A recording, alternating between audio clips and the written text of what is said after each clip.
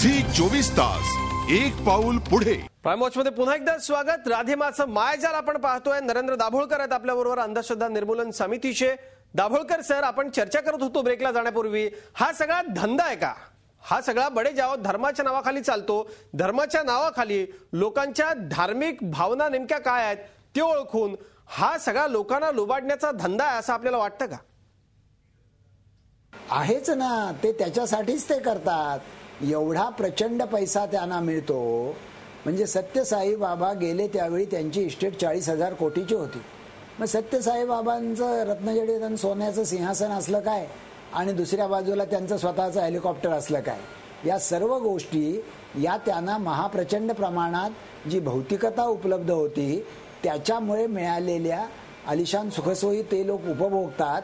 या एकाच नाण्याच्या दोन बाजू। निश्चित आलिशान सुखसोयी हे सगळे लोक उपभोगत असतात। खरं तर सर्वसामान्य माणसं आपली दुःख घेऊन यांच्यापर्यंत जातात, पिचलेली लोक असतात सगळे, आणि त्या लोकांचा फायदा घेत कोट्यवधी कमवण्याचा हा सगळा धंदा आहे।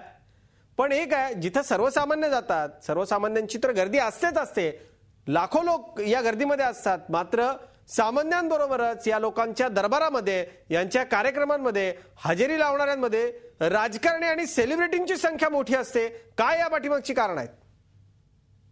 सेलिब्रिटी या लोकांच्याकडे जातात, याचं कारण यांच्या मागे असलेला जो मोठा अनुयायी वर्ग आहे, त्या अनुयायी वर्गाच्या मध्ये जर आपल्याबद्दलची भावना चांगली झाली तर मग आपल्याला राजकीय दृष्ट्या किंवा सामाजिक दृष्ट्या किंवा आपण ज्या क्षेत्राचे सेलिब्रिटी आहोत त्या दृष्ट्या आपल्याला बरकतीचे दिवस यायला मदत होईल असा सोयीस्कर हिशोब ते मानतात। आणि या लोकांना सांगितलं पाहिजे की या देशाचा पंतप्रधान 17 वर्ष राहिलेले पंडित जवाहरलाल नेहरू यांना एकदाही कुठल्याही बाबा बुवाकडे जावंसं वाटलं नाही। महाराष्ट्राचं राजकारण 40 वर्ष करणारे शरद पवार ही कधी कुठल्या बाबा बुवाकडे गेलेले नाहीत। त्यामुळे सेलिब्रिटीनी आपण आपली बुद्धी कुणाकडे गहाण टाकतोय आणि आपलं ग्लॅमर आपण कुणाला झगझगाट देण्यासाठी वापरतोय याचंही भान थोडं वापरलं पाहिजे।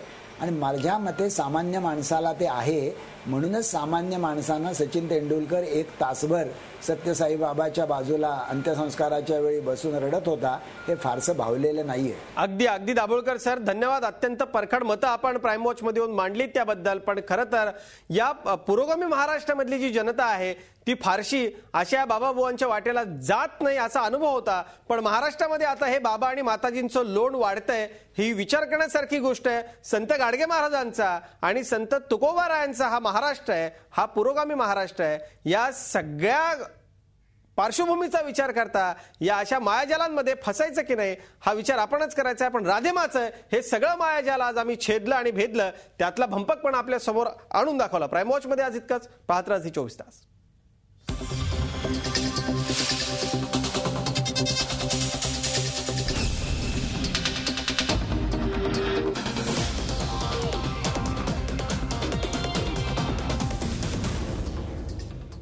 झी 24 तास एक पाऊल पुढे।